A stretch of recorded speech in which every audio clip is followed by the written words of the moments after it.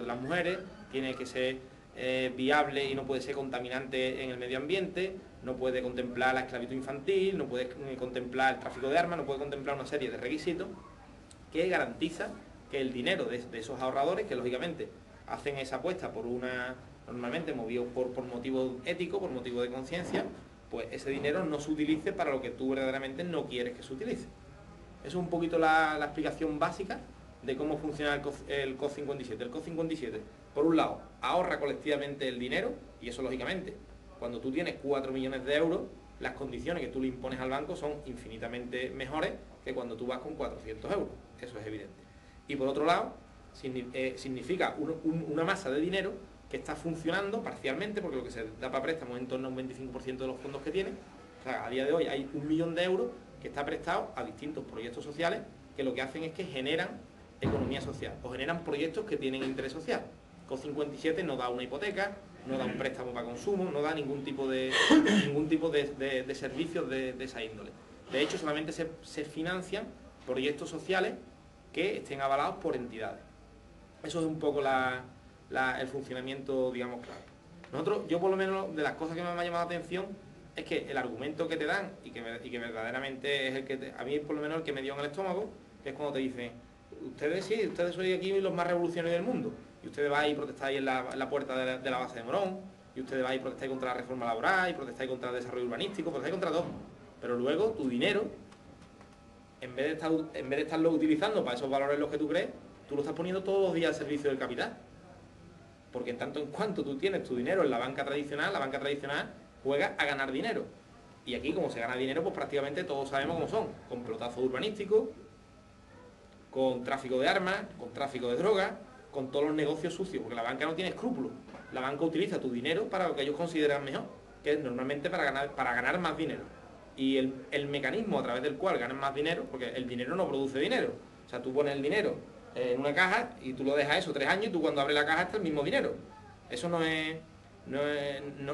entendible de ninguna de las maneras que el dinero produzca dinero. El dinero produce dinero en tanto en cuanto se invierte y se utiliza para otra cosa. Donde da la transformación el COP 57 es que el dinero solamente se puede utilizar para aquellos valores o para aquellas cosas con las que los socios de COP 57 están de acuerdo. Y al ser socios que provienen de sectores de la economía social, pues establecen, digamos, un catálogo de obligaciones sin los cuales pues no se puede utilizar el dinero del COP 57. Entonces hay una serie de principios que son los principios inspiradores del COP 57, que son pues la base común que comparten todas aquellas personas que son socias colaboradores de COP 57 o todas aquellas entidades que deciden ser socias de pleno derecho del COP 57. El primer principio es el principio de coherencia, que es lo que yo comentaba antes. Si nosotros somos personas que queremos apostar por una sociedad diferente, si somos personas que no queremos que nuestro dinero sirva para contaminar el medio ambiente, ni que sirva para el desarrollo urbanístico salvaje, ni que sirva para traficar con los órganos de los niños de Brasil, ni queremos que sirva para el tráfico de armas, ni para financiar los bombarderos de los norteamericanos, pues lógicamente no podemos poner nuestro dinero a servicio del capital y a servicio de la banca, que a día de hoy probablemente es la expresión más grande del capitalismo y de la falta de ética a la hora del uso del dinero. Eso yo creo que, o por lo menos a mi juicio, es el punto fundamental que es, digamos, el que mueve y el que establece la diferencia entre quien está dispuesto a participar en un proyecto de este tipo o quien está dispuesto a seguir manteniendo su dinero en la banca tradicional y poniéndolo al servicio del capitalismo más salvaje. El segundo principio es el principio de compatibilidad, que quiere decir que el dinero que se pone en COP 57 y que se utiliza para financiar proyectos tiene que llegar a un equilibrio lógico entre lo que es un interés social y lo que es un rendimiento económico. El COP 57 no presta su dinero a proyectos altruistas ni presta el dinero a fondo perdido, sino que el COP 57, cuando presta dinero a un proyecto, se hace un estudio de viabilidad económico, es decir, que hay una serie de gente experta en esa materia que estudian el proyecto y ven que es posible que ese dinero se vaya a devolver, por un lado, y eso es compatible con que se hace también un estudio social de manera que se garantice que el dinero que se va a prestar o que se va a invertir a través del COP 57 pues va a tener un rendimiento positivo en la sociedad, pues porque va a generar puestos de trabajo, porque va a permitir la integración de personas pues discapacitadas, porque va a promocionar que determinados colectivos creen una empresa cooperativa en la cual todos tengan el mismo salario y tengan unas condiciones ventajosas, y entonces se logra, digamos, un equilibrio entre lo que es el rendimiento económico y el rendimiento social. Eso en la banca tradicional no existe. En la banca tradicional lo único que existe es el rendimiento económico. Luego hay un tercer principio, que es el principio de participación, que yo creo que también es otra diferencia fundamental, y es que en un banco tú eres un cliente. En un banco tú no tienes nada que ver con la banca, mientras que en COP57 tú eres COP57 en el sentido de que eso es una cooperativa de personas que se asocian libremente y que lógicamente en tanto en cuanto tú eres socio, pues tú tienes el derecho de participar y tienes el derecho de decidir. Y además tienes el derecho de participar y de decidir en igualdad de condiciones con el resto de socios. Ahí da igual el dinero que tú tengas, ahí no manda el que tenga más dinero, puesto que esos no son los principios cooperativos. Los principios cooperativos son los de una persona, un voto, y por lo tanto todas aquellas personas que sean socios de COP57 pues tienen el derecho de participar en igualdad de condiciones con el resto de personas.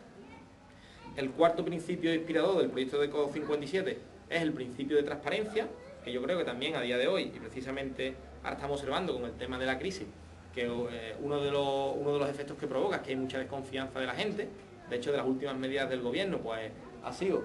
subvencionar a los bancos un fondo especial de garantía para que si hay quiebra de bancos aquí, como la está viendo en Estados Unidos, pues se devuelva, no sé si lo habéis escuchado, hasta 40.000 euros, es lo que está planteando el gobierno español, cuando antes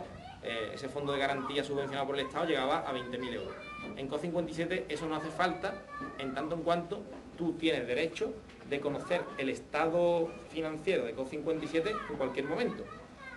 La transparencia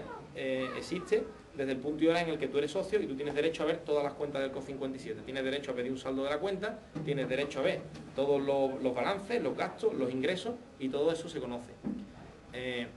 Además, a día de hoy, desde que lleva el proyecto funcionando en el año 95, no ha habido nadie que sea moroso a COP57. De todo el dinero que se ha prestado, que ha sido en torno, porque va circulando, ahora mismo he prestado en torno a 1 millón de euros, y el conjunto de los préstamos porque el dinero se presta y se devuelve, se han prestado 5 millones de euros en distintos proyectos sociales. Normalmente los préstamos que se hacen son de entidades, de cuantías, digamos, pequeñas, de 50, 60.000 euros, 10.000 euros, 30.000 euros. Pues no ha habido ningún proyecto que haya sido moroso. Ha habido retrasos en los pagos, es el único caso que